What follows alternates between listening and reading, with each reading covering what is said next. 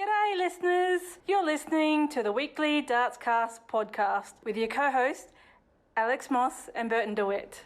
Here in Australia, we like to call something bonzo if it's awesome or it's great. So when you listen to the weekly Dartscast, you're listening to a bonzo show. They have amazing guests, awesome interviews, and they'll give you all the ins and outs of the darts that you'll need this week. So sit back, relax, and it's time to get into it. Oh, check that out. 180. You beauty, mate. Hello and welcome to a new episode of the Weekly Dartscast. I'm Alex Moss, and joining me as always, my co-host, darts statistician, the local legend of Jackson Hill Bridge to Shepherd, Burton DeWitt. How are you doing? Doing well. I now have, at least last time I checked, 6 local legends. See if I can get that up to double figures within the next month or so. How are you, Alex?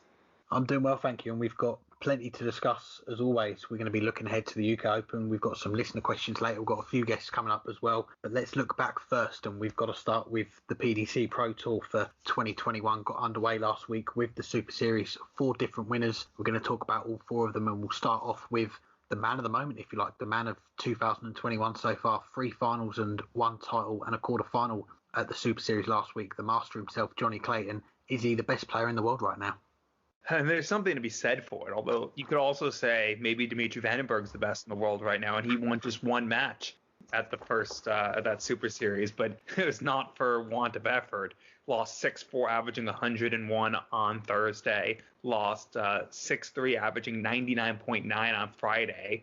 Lost 6-5, averaging just under 112 on Saturday, and then did not play well on Sunday, but he was probably the best player the first 3 days and won 1 match. Just kept running into monster performances. Tells you that Dimitri's still playing well, even if he's not getting the results. But more seriously, Jonny Clayton, what a week that was. Won the title the last day, lost 2 finals. The other day lost to the eventual runner-up in the event, and he won the Masters in the previous tournament just a couple weeks ago. So in his last 5 events, he has been to the final 4 times and lost to the runner-up the 5th. That is just completely world-class, and he's second highest averages of all the players in the Players' Championship events, and we talked about it in the Masters. He was the best player that weekend. That said, is he the best player in the world right now? I'm still going to say he's second best in the world right now, because his compatriot, the world number 1 world champion, still should hold on to that crown.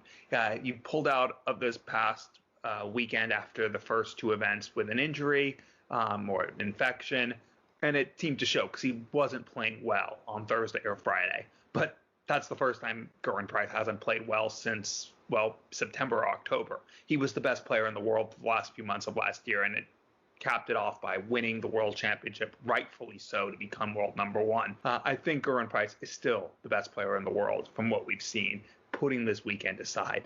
But also from what we've seen, Jonny Clayton's been the second best player. Not a bad place right now if you're a Welsh darts player, when your second best player is probably the second best player in the world on current form. But that's all that Jonny Clayton can say he is. He's second best right now, but that's not a bad place to be.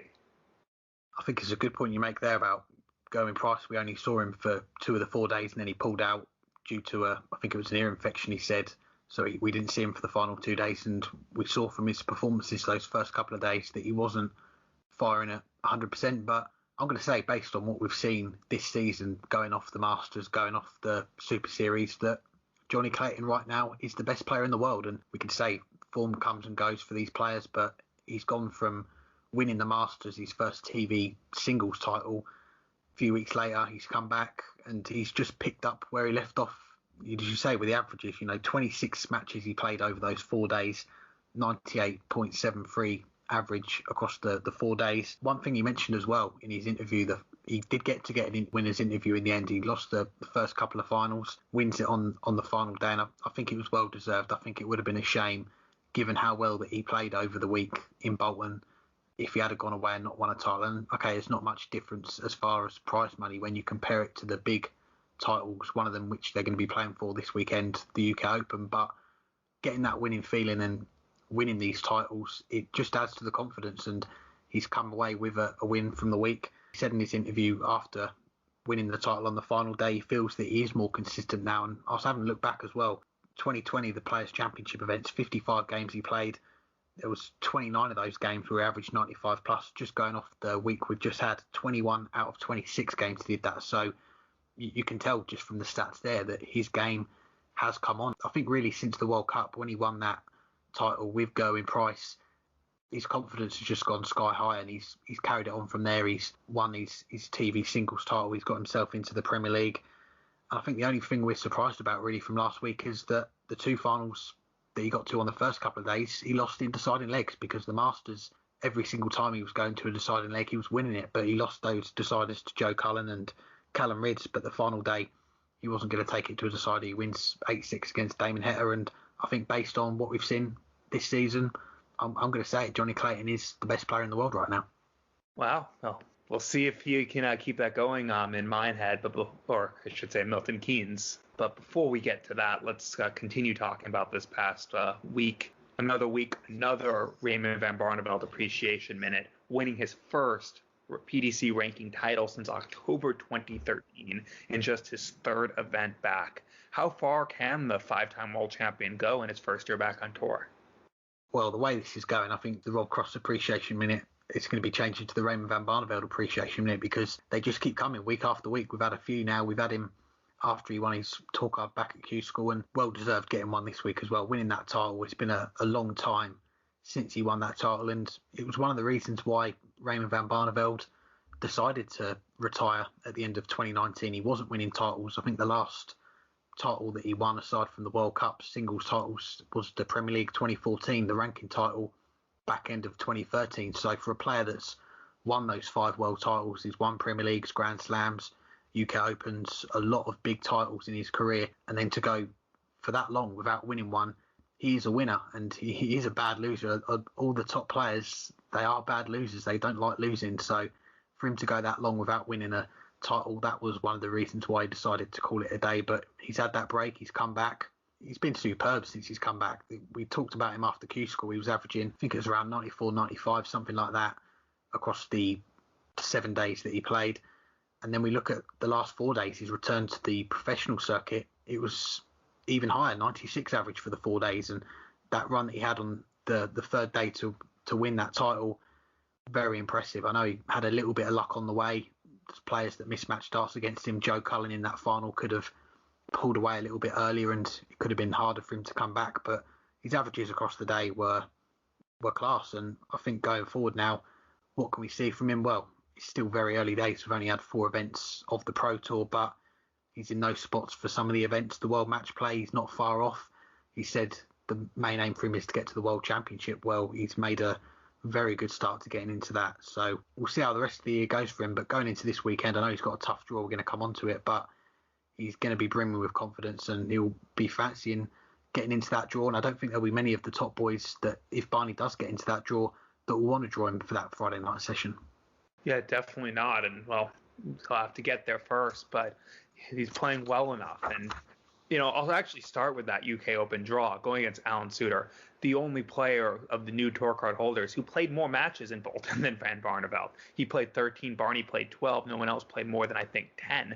And it shows that, those are the 2 best players on current form of the new tour card holders. They also are the 2 highest in averages. Barney 14th overall, Suter 20th. He couldn't have asked for a more difficult draw among the new tour card holders, but he's playing at the 14th highest average on tour, and one of only 3 players to have won a title, or 4 players to have won a title. So he's playing at a standard that we didn't see from him in his last couple years as a PDC professional before his first retirement.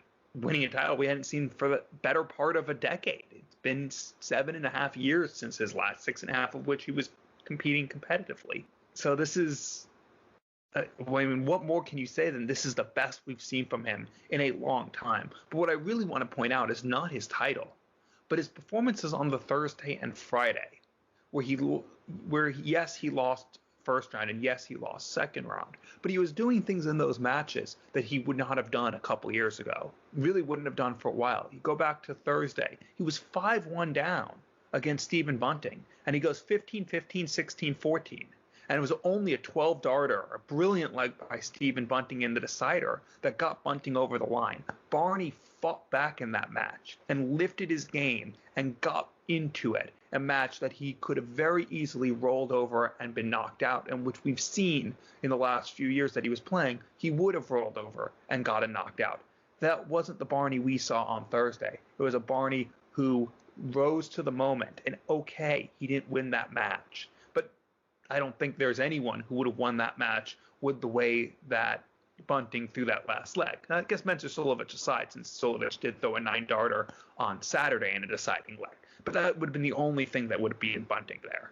Barney fought back. And then the following day in the first round against Ryan Murray, a player who nearly beat MVG at the World Championship, 5-2 down, Barney goes 16-15, 13-15 to get back into that match and win it. Not something he would have done before. It's not just that he won the title. It's that even when he's losing, or even early on in other matches, he is fighting back and he is lifting his game to stay in the match. That's not something we've seen from him in a long time. It's something we saw from him all the time back when he was at the top. Not to mention, the most famous match of all against Phil Taylor in the World Final, where he came back from 3-0 down, eventually winning the match. Barney was not a player who was coming back. He is now. It's not just a comeback in terms of career. It's that he can come back in matches and win. That title is definitely more important in the overall scheme of things because it shows 10,000 pounds on his ranking. But I think the thing that he should take more confidence about is how he fought on those first 2 days. And that put him in position on Saturday to get over the line. If he's playing like this, there's not much he couldn't accomplish. He's not playing at that Jonny Clayton or Gerwin Price level, but he's playing at a darn good one. That's why he was able to win a title and why he very well could win a couple more this year.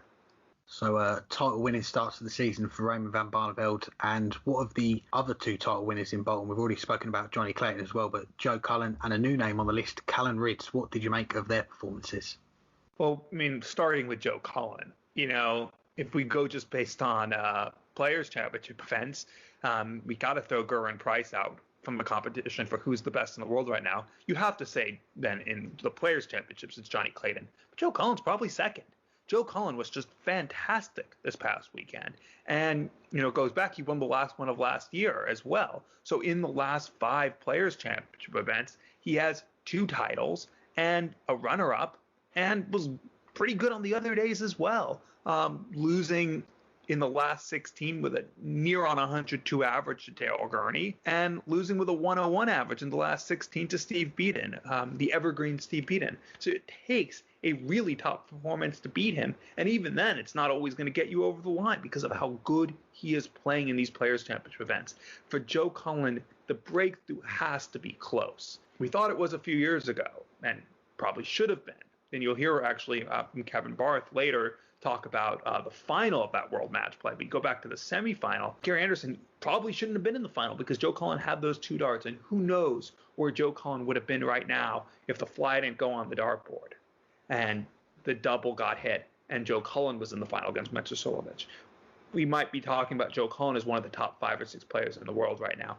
Losing that match definitely set him back, but he seems more than ever ready to finally take that step on TV. Callan Rydz, a little bit further off, but that was impressive, going through that day and winning the title. And, he made a semifinal last year. It's been not really baby steps, more like toddler steps, where he's, you can see him walking now. You can see him making that stride up towards being one of the stars of the game.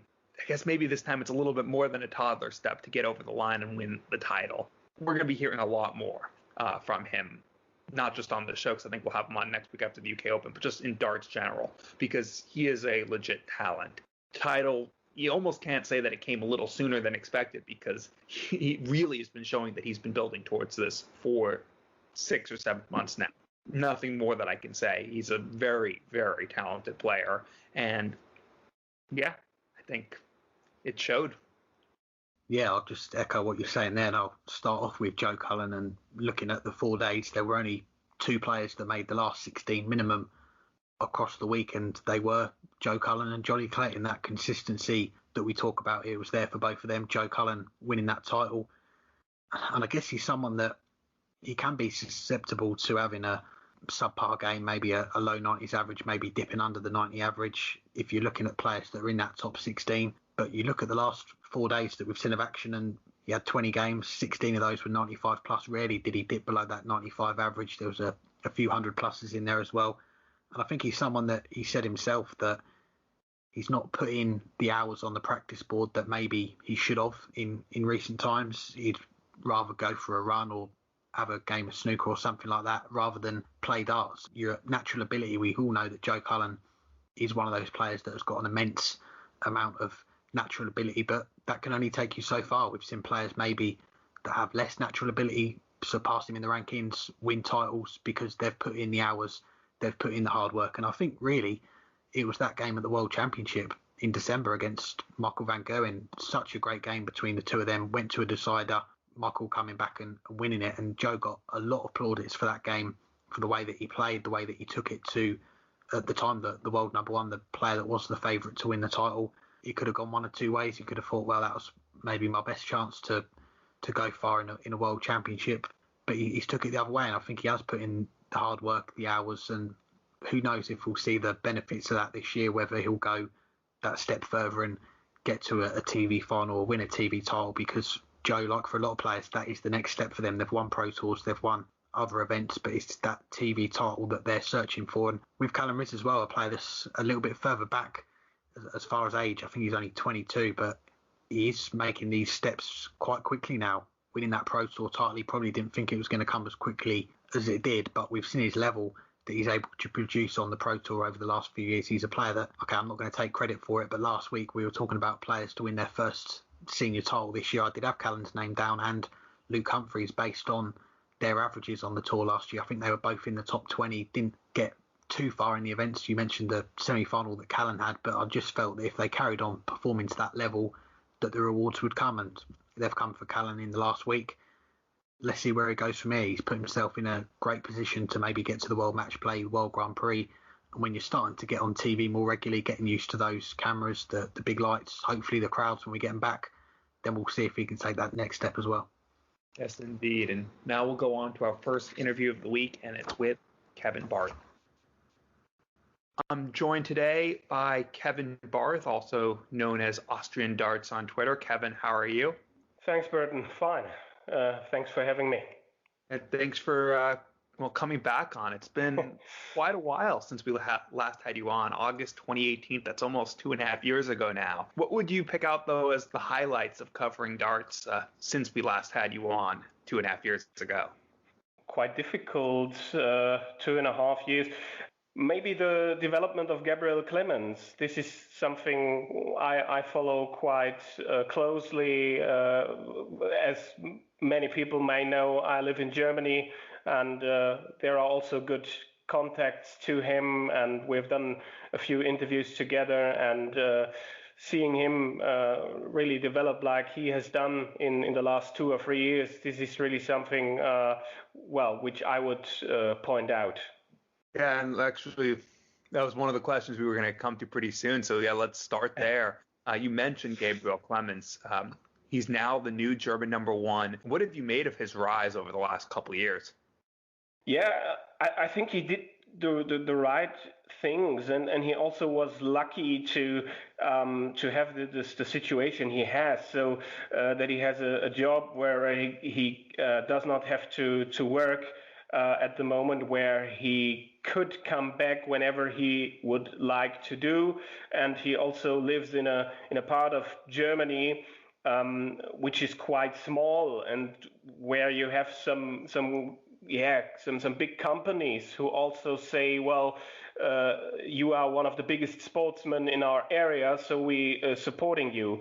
And also the target deal he got there, so he has no worries financially, and also no boss who's telling him, well, you have to go to work. So he does it really professional.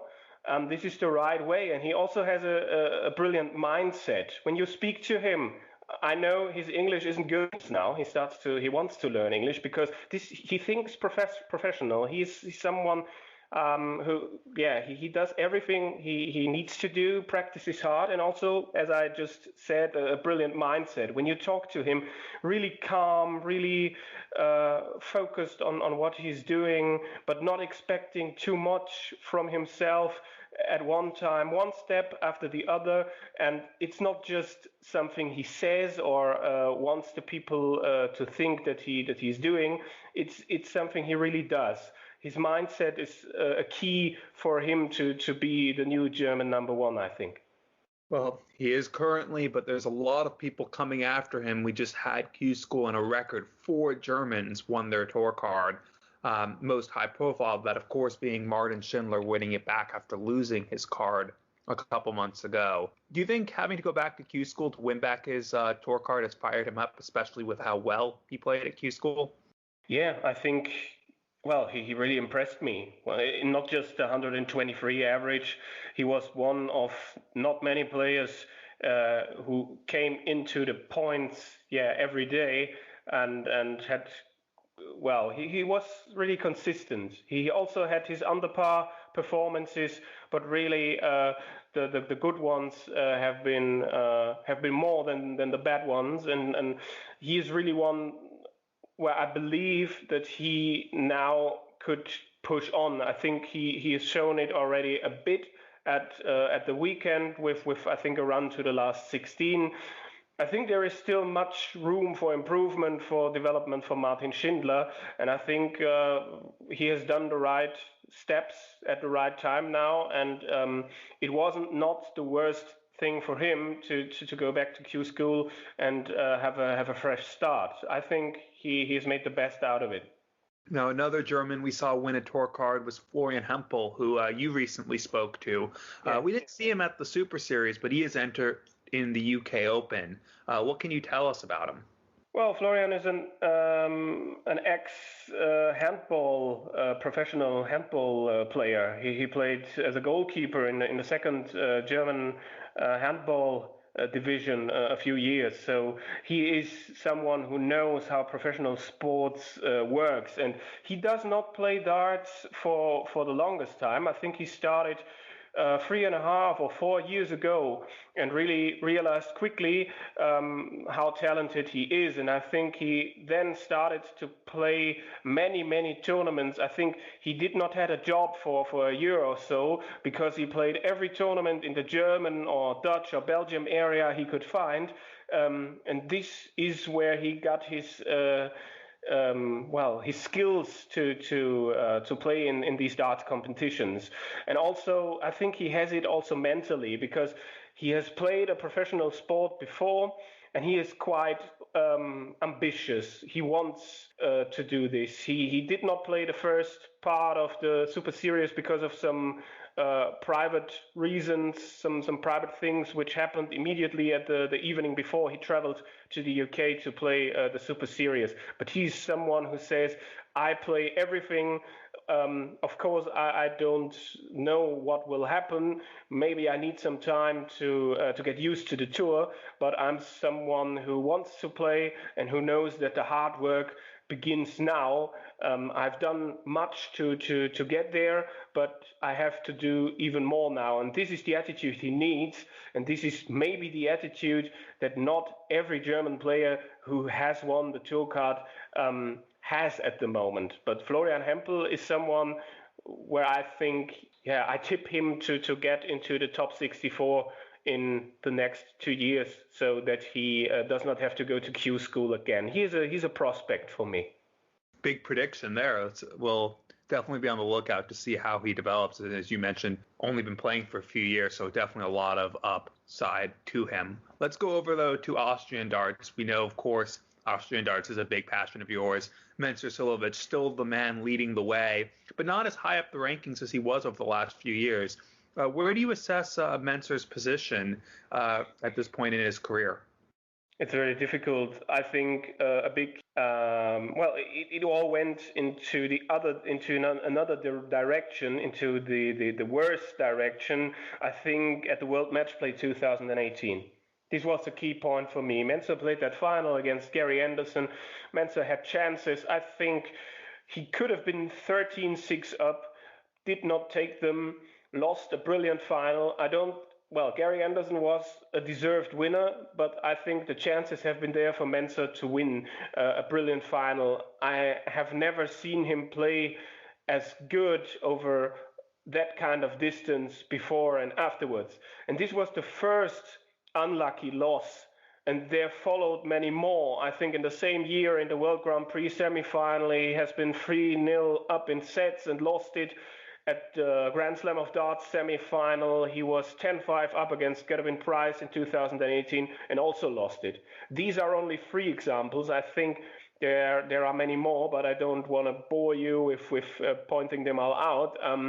But what I want to say, I think Mensah should have won a biggie, a major in 2018, and he didn't. And this is something which is in his head. And there is really a series of negative things happening in darts since then. Many matches he should have won, but he didn't win. Also, for example, at the last World Match Play, I think he really should have beaten Michael Smith in round 2 and didn't. And this is also something you have in your mind as an opponent of Mensah.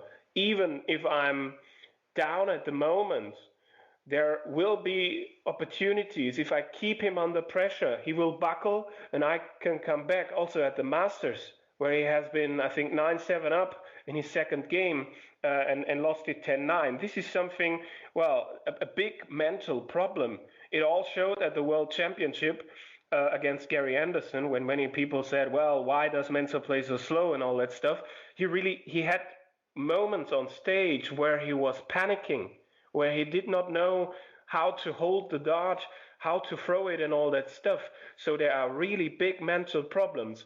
And the big question is, the older you get, the more difficult is it. He works with a mental coach, but the older you get, the more difficult it is to get those things sorted, to learn how to work with it. And this is really something where he needs a spell. He needs a good spell to show himself that he's still able to do all that stuff. Like I think in 2013, where he didn't play the whole tour, but he already had some successes. And in 2013, he thought about quitting darts, about stopping the game. And then I think he had a semi-final on the European Tour, and this really gave him some encouragement. And this is something he needs again. And but yeah, we are talking not about something happening for a few months. It's something that has started more than 2.5 years ago, and it's really difficult to get out of this negative spell, because, well, I'm not sure if spell is the right word for this amount of time. Yes, and let's talk about some other Austrian players. Big week at Q School. Zoran Lurchbacker, the only one to win a tour card, but a few players came close. Michael Rastovitz did well enough to get to the UK Open, as did Roby John Rodriguez and Rusty Jake Rodriguez. Of the two Rodriguez brothers, though, I'll put you on the spot. Right now, who of those two would you say is the better one in darts? Rusty. It's just... yeah, Roby is on the tour now for 7 or 8 years. He really showed his potential early until 2014, 2016. But after that, more negative things, more losses than wins. He has still much potential. I think we've seen it when he got the chance at the Super Series to play. Only at the last weekend. He had some good matches there, and he also, I think, this 106 average in the last 16 on the last day of Q School. This shows us what Roby can do, but in the moments where it really matters, he does not bring this game to the board. At the quarterfinal on this last day of Q School, he would have needed a win against Adam Gavlas to have a chance for this tour card, and then he dropped down from 106 in the game before to 81 average. This is not enough for Q School in most of the times, and also not enough for the PDC Pro Tour. And Rusty, he is 20 years old. He really is the one which impressed me the most from the Austrian players at the last weekend at the Super Series. He has much talent. He needs to sort out some other things.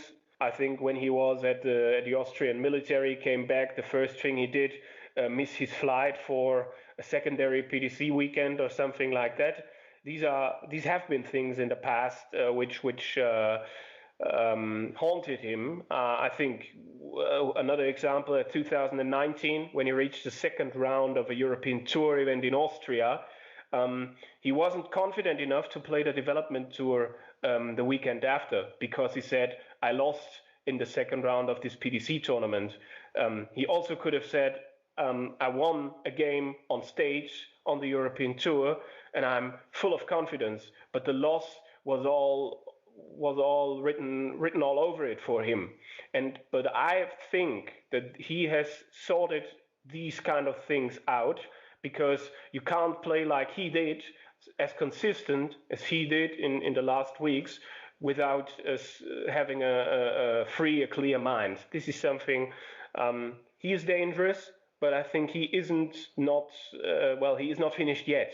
There are still more things to come, and I think he is the one to look for in the future. I really like Roby. I really like Roby John, and I really wish him all the best, and also can see him coming back to the Pro Tour. But Rusty is now starting to show us what many expected. He was in his own way for a few years, but he now starts to get on the right track. And he's also someone I see as a maybe surprise package for the UK Open. We'll do two more questions and I'll get to the UK Open in a second. But first, been some encouraging news from the UK government about possibly coming out of lockdown and having restrictions lifted in the next few months. Any word on what it's like in Germany right now, and whether we might see at some point this year some Euro Tour events with some crowds or not?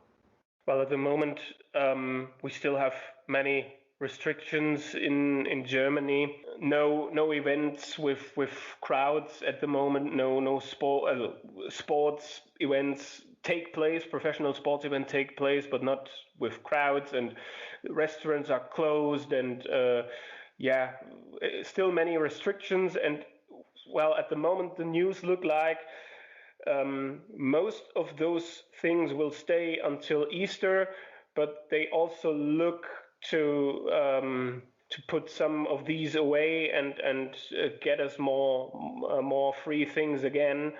It's very difficult to say when it's possible to have darts tournaments with crowds back. Maybe June, maybe July. This is something I would see as a realistic scenario. Hopefully that comes true. And then you mentioned, of course, the UK Open coming up. Rusty Jake Rodriguez going against Boris Koltsov. Roby John Rodriguez against Brian Rahman. Zoran Lurchbacker, who won a tour card, against Jim Williams. And Michael Rastovitz has a bye into the second round, as does Harold Leidinger. Which of those players, though, do you think is the most to look out for at the UK Open this upcoming week? Well, I think Roby has the best draw of them. I really think he can go into the third round, and who knows what could come then if he plays himself in some kind of a zone. Rusty is someone, well, Boris Koltsov isn't the easiest opponent, a tour card winner, but he also has to show it in a TV tournament. This also could be a stage game, in my opinion. But Rusty is someone who isn't scared about these tournaments. He can show what he's able to do. And Rusty is really someone I would expect to go in the third or in the fourth round of this tournament and really show the world who he is and what he can do. Zoran has the most difficult draw against Jim Williams. Zoran has shown some signs at the Q School, and I really think he should have taken 2 more wins at the Super Series at the last weekend. He is not where he should be. He still can play better.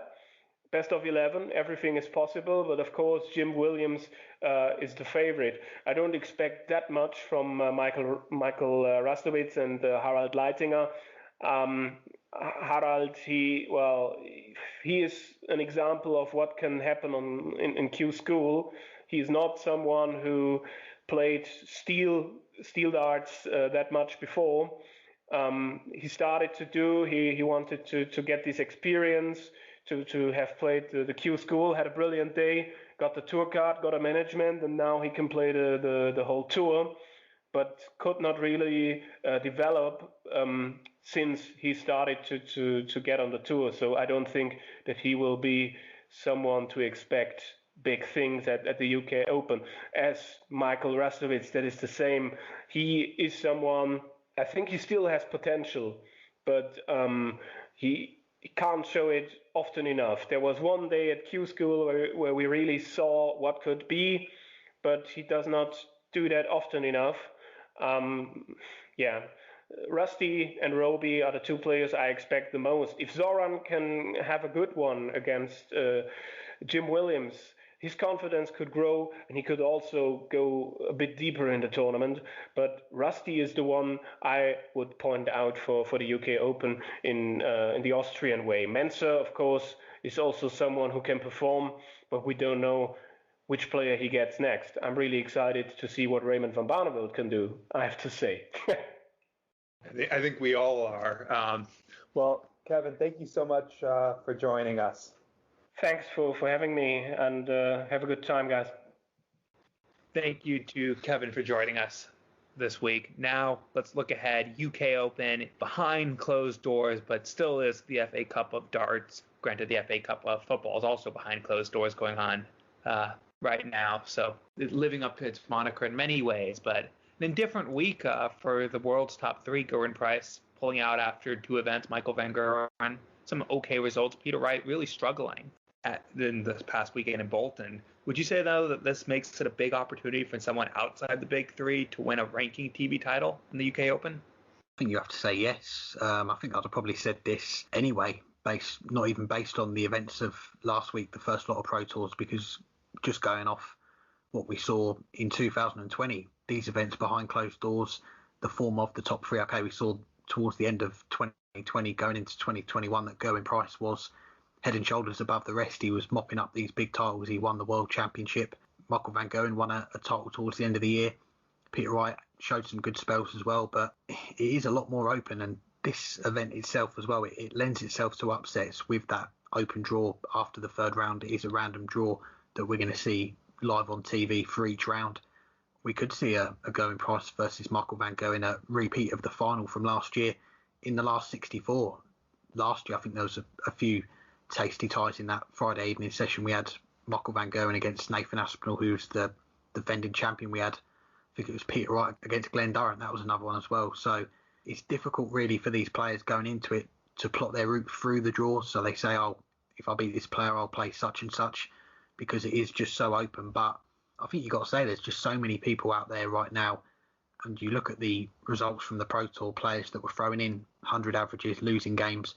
They are capable of producing that performance to knock out these big boys. So for me, I think, yeah, it's a big opportunity. We've seen it last year. We've seen Dimitri van den Berg. We've seen Jose de Souza win big ranking titles on TV. And I think this one, it does lend itself to those upsets. Now, of course, we could see Peter Wright come out this weekend and do what he did at the European Championship, throw 100-plus average across the whole weekend and win the title. Given what we saw last week, though, when he was throwing those different darts, I'll call it that, it's unlikely. Gerwyn Price as well, we're not quite sure what his fitness is going to be like, if he's going to be 100%. If he is, then you would put him as one of the favourites. And Michael van Gerwen as well, we're not quite sure where he's at the moment. He's gone. This will be the second consecutive year he's turned up to the UK Open. Okay, a different venue, but he's going into it without a title. That's what he did last year. What did he do? Arguably one of the best performances across the whole tournament that he's had in his whole career. I think he averaged around 105 for the weekend, hit a 9-darter, won the title, and that was the last big event that we saw completed with a full crowd. So it's hard to say. I think if the players obviously turn up and perform at their best, then they will take some stopping. But I think going off what we've seen in recent times, you've got to say that all the top players will be going into it thinking this is a big opportunity to get that first TV title for a lot of them.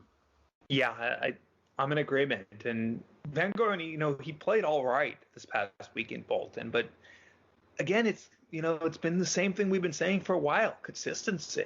It's just not been there, and he's not reaching those 102, 103s that we're used for him. Even when he's struggling, we're still used to him throwing over 100. He went 6 consecutive matches across Thursday through Saturday under the ton. Played better on the Sunday. We made it to the semifinals with 4 ton-plus averages. But again, that's where it is right now, is that he's just not hitting anywhere near his A game almost ever, let alone enough. But he can pull something out of nowhere. You mentioned the UK Open last year. He did it. And we've seen days and sometimes weekends where seems like he's back at or near his best. But it's just so tough to predict. Gerwyn Price depends on whether he's over the ear infection. If he is the best player in the world. If he's not, you'd expect him to struggle. It's difficult to play with any ailment, let alone an ear infection, which will hurt your balance and hurt your concentration. And Peter Wright really struggled this past weekend. Hopefully, for his sake, he can right the ship, but did not look like himself, anywhere near himself. That opens the door to a lot of players, and you have to start with Jonny Clayton because, well, he is the second best player in the world right now, and Joe Cullen because he's the second best Pro Tour player in the world right now. This is a huge opportunity for both of them, but you can go through almost anyone in this field. They're all going to be thinking, this can be my weekend. And the way the draw works in the UK Open, it really can't be anyone's weekend. No matter what you're ranked, things can fall into place. And if you play your game, things don't even have to fall into place. You just got to do your job. I think this is a great opportunity, not just for, the likes of Joe Cullen and Jonny Clayton, but for other players further down the rankings to maybe make a big run and kickstart or salvage their careers. Well, let's talk about the draw then. The draw is out for the first 3 rounds. So for the opening session on Friday, we've got the first, second and third round. The players below the top 32 are all going to be in action. What takes your fancy from the draw that we've got so far? So I'll try to pick one from each round. I'm going to limit myself to matchups where we know both players that are going to be going head-to-head, especially as you get into those later rounds. We might have an idea who's going to win through the first couple of rounds, but that idea is only going to be right half the time at best. If it's us, it's less than half the time because we're not any good at tipping. So I want to stick to matches that we know both of the competitors.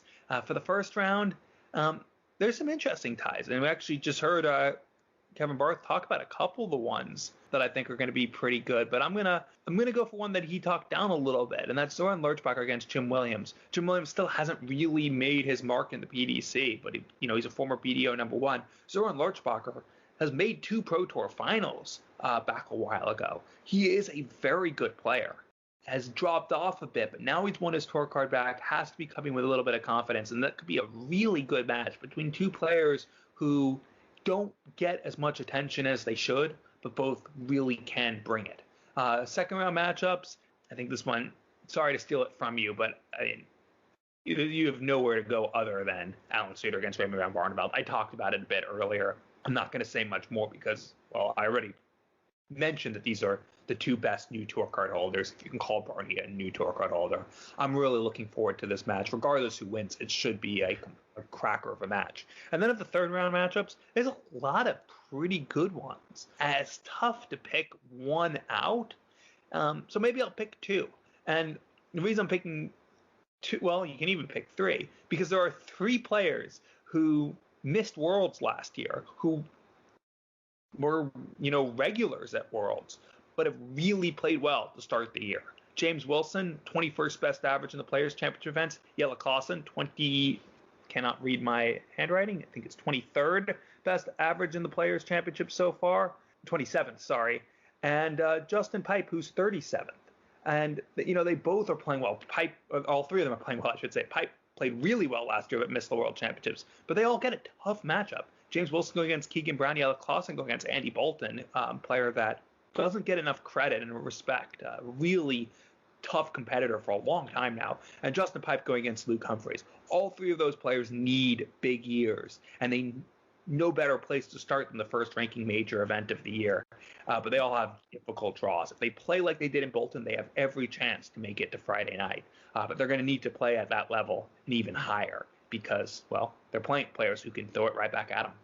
Some good picks there, and I'll fast forward to that second round straight away. And as you say, the Alan Suter Raymond van Barneveld game, as we're recording, the PDC have released the match allocations for each board, and obviously that is one of the games that is going to be on TV. We're all looking forward to that one. Another one I'm looking forward to as well in the second round, got to give a mention to Arambini against Lisa Ashton. As soon as the draw came out, we said that is 99.9999999% going to be on TV, which is brilliant for Arambini that he's going to get a chance to play on TV. He's someone that went into the start of this year bottom of the list of tour card holders on that order of merit, and he's got this chance to play on TV. I think it's fantastic for him, and got to mention as well, he's the last player to beat the world number one Gerwyn Price before he pulled out of those last couple of days, and we'll give you a exclusive on the show as well. I did message Aaron after that win and said, did you take out the 86 on the bullseye to beat Gerwyn in that game? And he said no, it was treble 18 outside the double 16, third dart in the double 16. So there's one for you.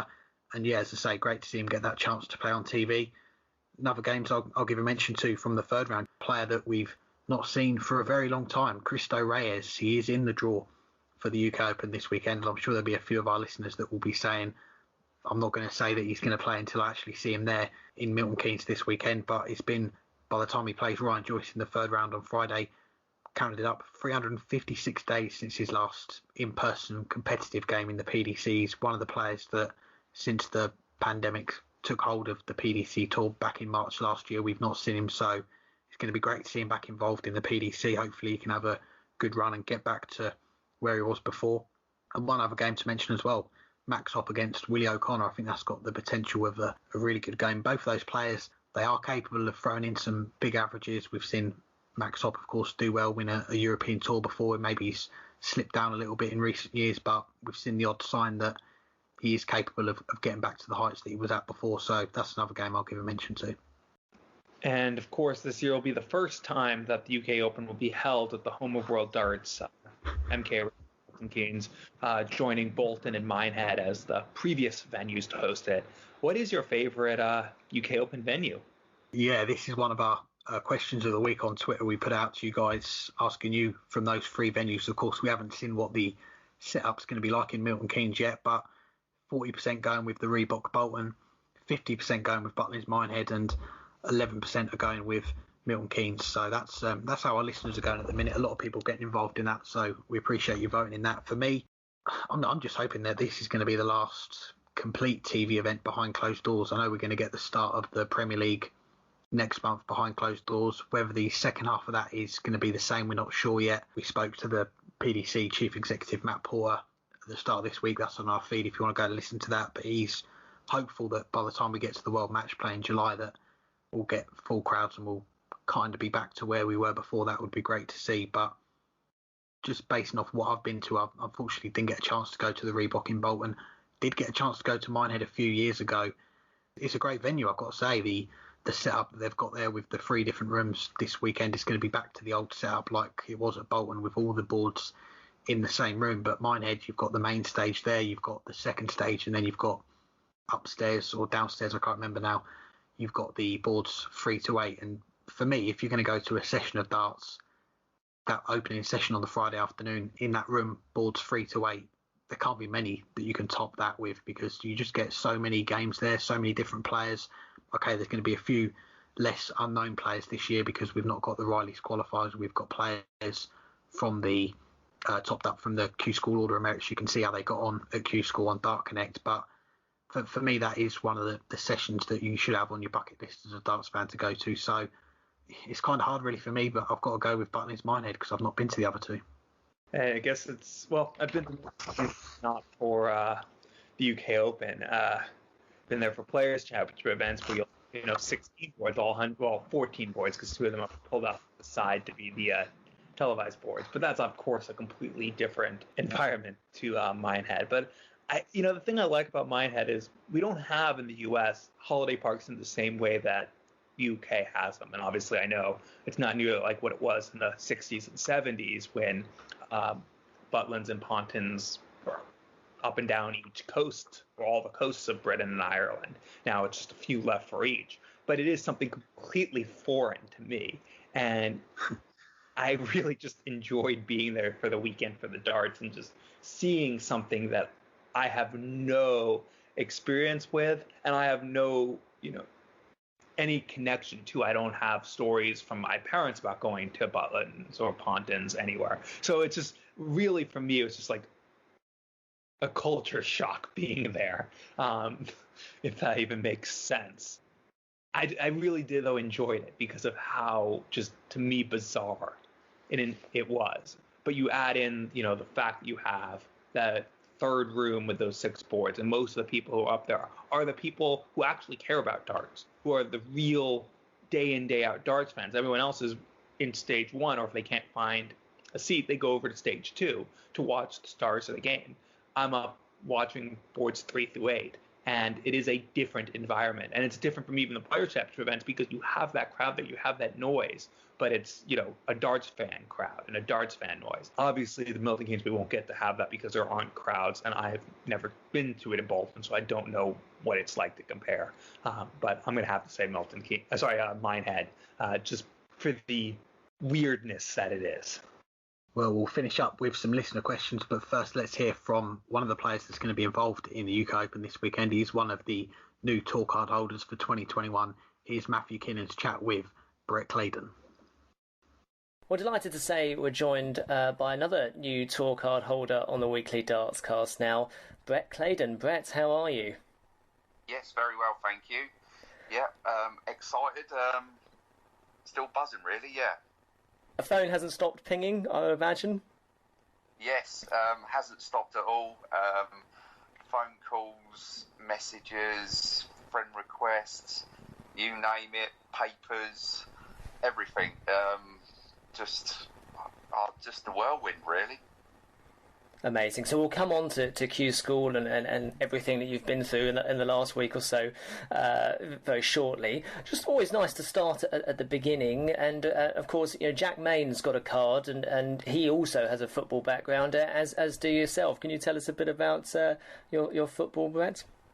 Yeah, started probably when I was about 9 or 10, working through the ranks, playing at Burwell, Swallows. Then on to Littleport, playing for Cambridge City. Just really wanted to be a professional footballer. Didn't take off. Got to semi-pro, playing for Newmarket, Ely City, Southampton Rangers, my hometown. And it really went from there. Then I got a bad injury to my knee and obviously just took up darts. So you almost sort of fell into darts then when that happened? Yes, fell into darts. I was just playing one night a week just down the local, and people were saying, oh, why don't you come and join our Super League team? So the following year I did, and it's all gone on from there, really. One of the things that really struck me about the messages that you've been getting over the last few days, a lot of your county colleagues and saying that you've given so much to county, and what are your nice county memories, and which county was that you were playing for?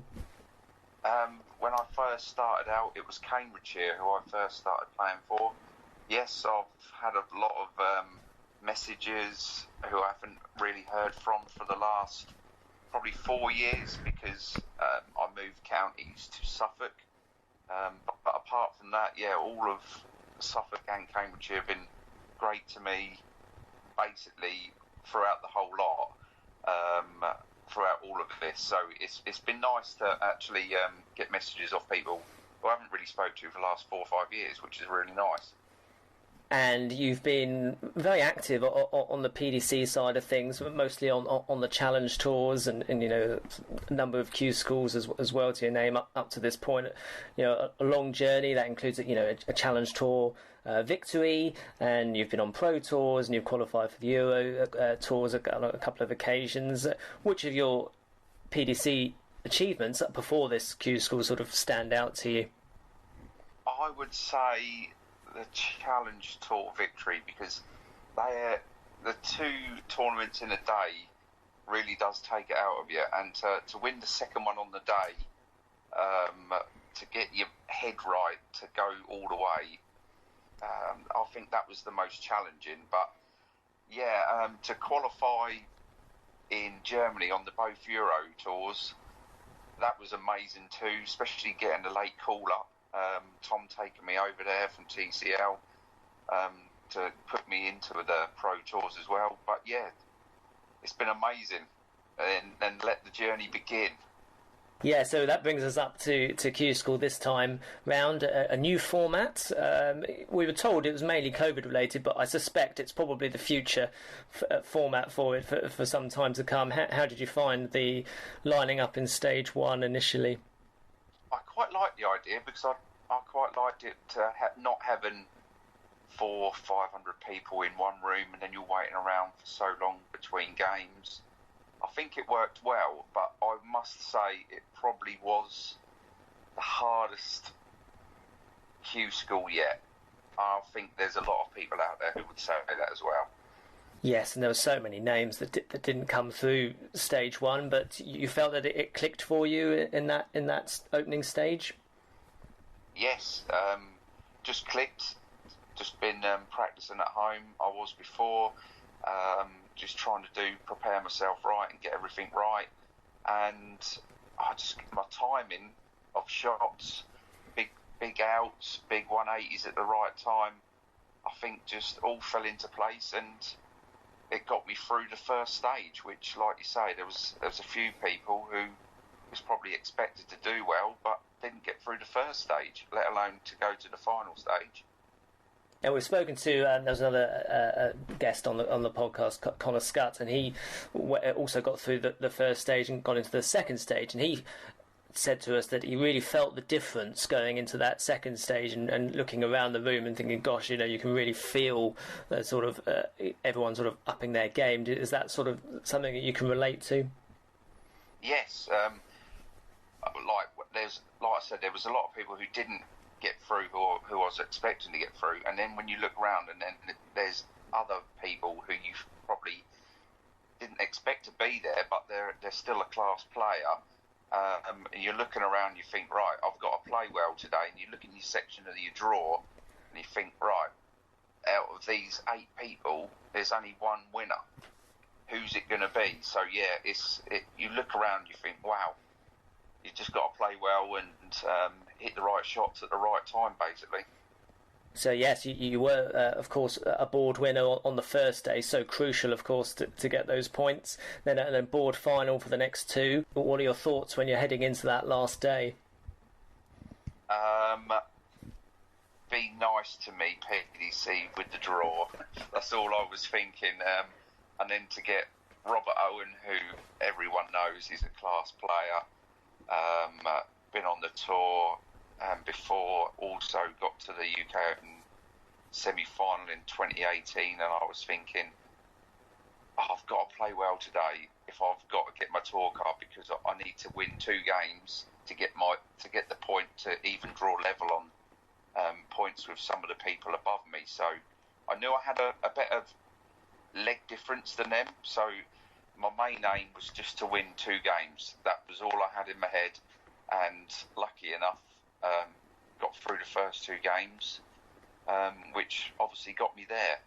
There was a remarkable moment, and it was a sort of a subplot that was going on in the background, and I'd be fascinated to know if you knew what was happening at that point. But you won your first game, and your TCL colleague Adrian Gray got the better of Chaz Barstow, who was actually above you, and within that sort of 5-minute period, you had leapfrogged Chaz because you'd won your game and Adrian had won his. Is that sort of something that you were aware of at that point? No, it wasn't. I won my second game, and as I come walking back over to the table, everyone was saying, "Oh, well done, good win," and then Tom actually said to me, "You need to thank this man here." And I was like, "Oh, right, okay, why is that?" "Oh, he's done you a massive favour in just edging out Chaz Barstow." So yeah, it wasn't until I got actually back to the table that I realised that I've obviously gone above him. So there was only a few extra people in the draw who was still in, who could catch me really, but it was basically they was going to meet each other at a certain point. So when it all started getting close, that's when I was a bit twitchy, I must admit. So it's interesting. So what was that nervous wait like? Because we've spoken to Gordon Mallards, who just switched everything off, I think, and he was sort of relying on messages from people to just tell him when it was safe. But I guess you had half an eye on it. Yes.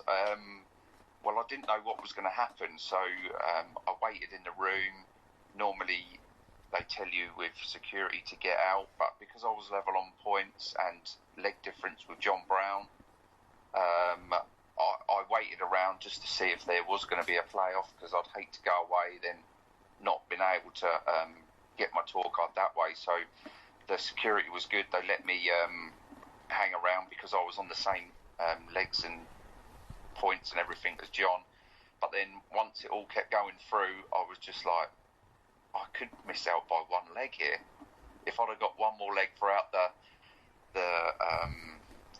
final stage of Q School, that would have put me through. And that's all I was thinking at one point. Looking around the room, seeing who people was playing, cheering them on as much as I can, but obviously just sitting there at the table, fingers crossed. And then, what was the moment like when you found out? Oh, just relief. I'm not going to lie, it just, I was welling up a bit because I've been trying so hard, but also excited to think that I haven't got to go back to Q School again for another year. I've got 2 years running at it. I've got picked up some sponsors along the way, which has obviously helped me, and also got good management base behind me, which is good.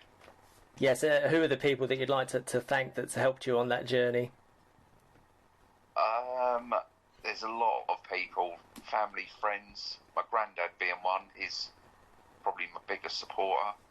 But yeah, if Colesberg did friends, then I've definitely got them. With family as well, which is always good to have because they've always got your back as well, so that's always good. And having Tom Cousins there, presumably, who's your manager, presumably a nice moment when he's there supporting you as well. Oh, definitely, yeah. Like he said, he's seen a different side to me this year. He said, "Oh, you're playing so much better," and also having the support what he gives me each time. I know he's not watching your game all the time, but he's probably looking at another game, but following it on his phone to see how well you're doing. Then he always gives you a little nod over. He knows I know he's watching. If to say, yeah, good shot, whatever. So yeah, it's always good to have someone like that around.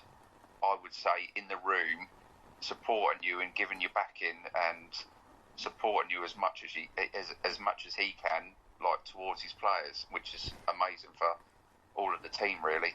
Fantastic. And just one last question, Brett. I guess it's difficult to set aims, but do you go into this new experience with aims, or is it just a case of just trying to get settled in and play each game as it comes?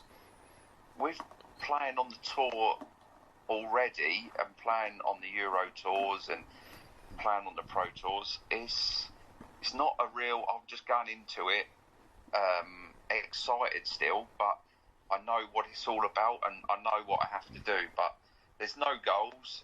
Literally go there, play well, enjoy myself for 2 years, and if I can do that, then anything can happen. Fantastic. Well, Brett Claydon, thanks ever so much for your time, and we're recording this just before you set off to Bolton for the Pro Series, so we wish you all the best for that. Excellent. Thank you very much. Thanks for your time.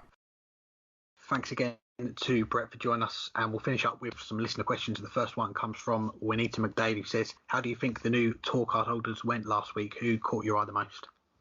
Well, I mean, the obvious answers we've already talked about ad nauseum in this episode, and that's Raymond van Barneveld and Alan Suter, who both were consistent and brilliant across the 4 days. I mentioned Barney might not have had the results on all days, but he was playing at a high standard, even if he wasn't getting the results. Suter just had a really good day. Beyond those two, I'm going to go one new tour card holder and one person who won back a card after a few years off the tour.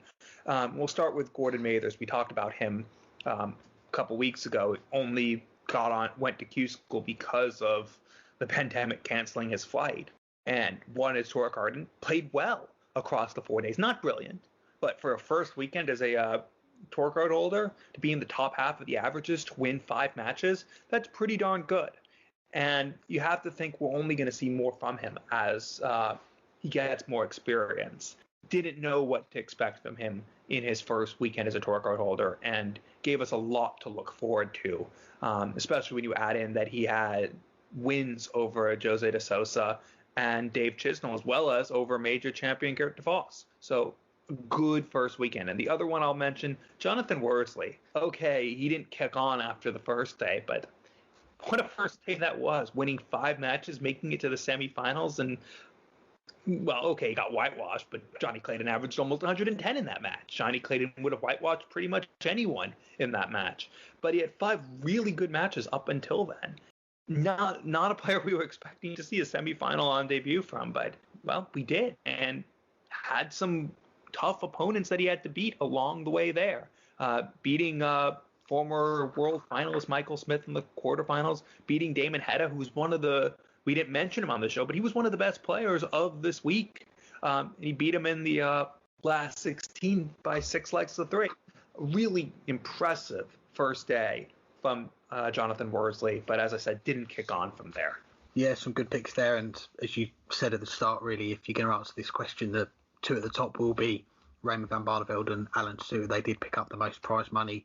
Alan Suter getting to a quarter-final, and got to mention the scalps that he took his first week on the PDC Tour, beating Adrian Lewis, Nathan Aspinall, Peter Wright with a 105 average. Dave Chisnell did a lot of damage last week, and he'll take a lot from that going forwards, that if he can do that on his first week, that he could have a good 2 years on the tour minimum. And as we've already spoken about Raymond van Barneveld winning the title, not much more we can say about that. A few others I'll give a mention to. A player that didn't win his tour card at Q School, won it through the other tours, but Keane Barry. He's played a few of these Pro Tour events now, but he's got to, I think I wrote it down here, got to 3 last 16s out of 8 before that final day when he lost on the final round. So for someone only 18, I think he is the youngest on the tour. He is doing some damage as well. You've only got to look at the players that he beat last week: Glenn Durrant, Ian White, Jeffrey Zvan, Jermaine Watamina, Mensah Suljovic. Again, a player that is taking scalps, and we could see him go further this year, get to a quarter-final, semi-final and beyond, who knows. But got to give him a mention. John Worsley as well, best ever run on a Pro Tour, getting to a semi-final, deserves a lot of credit. Louis Williams as well, another young player, only 19. He made the last 16 on the first day and beat Michael van Gerwen as well. Some good finishes. I think it was 111, 91, 111 from 5-3 down to beat Michael van Gerwen in your first Pro Tour. That's some impressive stuff. And one other name I'll mention as well, Jake Jones. I guessed on the show last week, the day after, sadly, the Torremolinos Open got cancelled for 2021. The 2011 winner goes and beats Dimitri van der Berg and Glenn Durrant in back-to-back games. So he looks like he's got used to the tour a little bit in his first week. So, yeah, a lot of players, I think, caught the eye. And our last question comes from inside the WDF. Which of the new tour card holders do you fancy to go the deepest at the UK Open this weekend? Again, with the last answer, I think you've got to say the winner of Alan Suter, Raymond van Barneveld. They'll have a chance, I think, against Mickey Mansell, getting through that one and then going into the draw.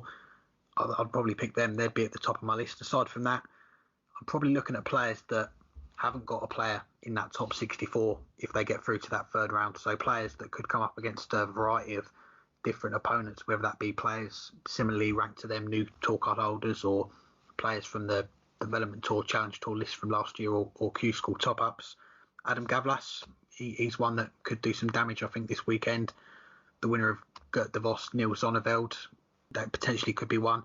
Danny Baggish as well. I think his first game is going to be on the main stage against Brett Claydon. They're both new tour card holders. I think they've got a relatively happy run. I think they'll say if they can get through that first game to go a little bit further. But beyond that, as we've said on the show, when you get to the fourth round and you've got that random draw, it is hard to say who's going to get through, because there is the random draw after each round. You've got to get a bit of luck with the draw. If you can go through the rounds, maybe stick on that stage 8, stage 4, whatever it is, as you go through, go under the radar a little bit and get through to that final day. We've seen it so many times before. We've seen a couple of years ago Simon Stevenson get to the final stage. A couple of years before that, no, I think it was the year before, we had semi-final lineup of Robert Owen and David Pallett in the semi-finals. So we've seen it in the past, and who's to say we won't see it this weekend? We'll see someone come under the radar, and maybe one of those new tour card holders as well.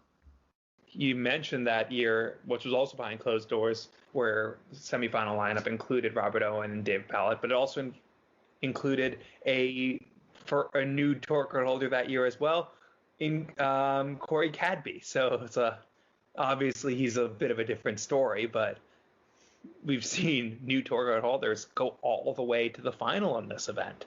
In fact, well, there wasn't tour cards back then, but Raymond van Barneveld won the title his first 2 years in the PDC, back in the age before tour cards. But you actually mentioned the player I was going to give a shout out to, and maybe I'm a little biased here, but I was going to go with the American. And why not? Danny Baggish, first round, as you mentioned, against fellow new tour card holder Brett Claydon. Winner to go against second-year tour card holder Sierra Tien. But you follow that up, the third round is also, for whoever gets to that, a very winnable match against either Michael Rastovitz, who doesn't have a tour card, or Peter Jakes. Baggish has every opportunity to get through to that Friday evening session, and who knows who will draw there. And we know he's a player who can beat nearly anyone. That's why last year he won 2 matches at the World Championships. That's why when he was 3-0 down against the Premier League champion, he got back into it and nearly sent it to a deciding set. I might be biased here, but I'm going to go for it. I'm just going to put my first effort for tip of the year. You're in the lead because you did say there was a 99.99% chance that Lisa Ashton would be on the main stage. And so you have the lead for tip of the year. But I'm going to put in my first stab at it. I'm going to say Danny Baggish will be the last new tour card holder standing. Anything else for this week? As always, I've got to say a big thank you to everyone for listening. Big thank you to our guests for joining us. If you got in the UK Open sweepstake, we've got 154 of you entered to that with a chance to win a Danny Baggish shirt by chance. So good luck to everyone who's involved in that. The draw, we put that out earlier today. That's on our website. So go and find out who you'll be rooting for this weekend. Got to give a mention as well to our people that support us on Patreon. Andrew Dugan as well, he's one of them, and we've had a few sign up recently as well, so we do appreciate your support for that. And we've got to give a mention as well to our darts trivia question. I think we had 2 people that got the question right, both at the same time. Their tweets were at the same time on my phone when I looked at it, so shout out to SGC501 and Chris Bellard 6. They both got that it was the 158 that Scott Mitchell took out in that last set, on the way to winning his BDO World title. So congratulations to both of those. And here's Matthew Kiernan with this week's Darts Trivia question. Well, it's this week's trivia question for the weekly Dartscast. Now, Raymond van Barneveld won a Super Series event last week, and it was his first PDC ranking title win since October the 6th, 2013, and that was a day before the 2013 World Grand Prix. Now, he's the second player from that 32-player field to win back a tour card at Q School and win a PDC ranking event.